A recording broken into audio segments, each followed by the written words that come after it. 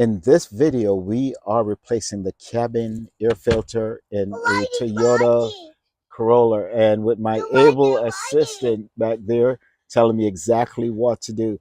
So the air filter is behind the glove box, and in order to access that, we have to squeeze on the side of the glove box where it will release there, and then over here on this side, you release that item and the glove box falls down in place.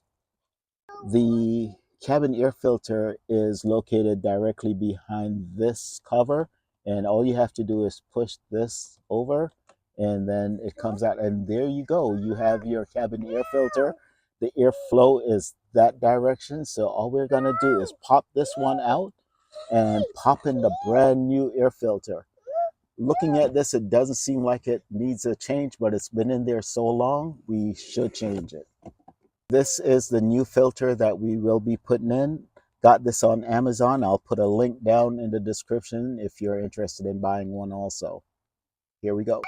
This is the new air filter, and all we're doing is making sure that the airflow indicator is down, and then we stick it in. The cabin air filter is now in. All we have to do is replace, and you hook that section in and clip. So in order to put the glove box back together, first clip in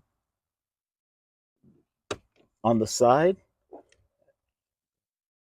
All you do is clip in on the side where we took it off, and then close the glove box. And let's try it. Does it come down? And yep, everything works. That's it. Thanks for watching. Remember, links for the cabin air filters are down in the description.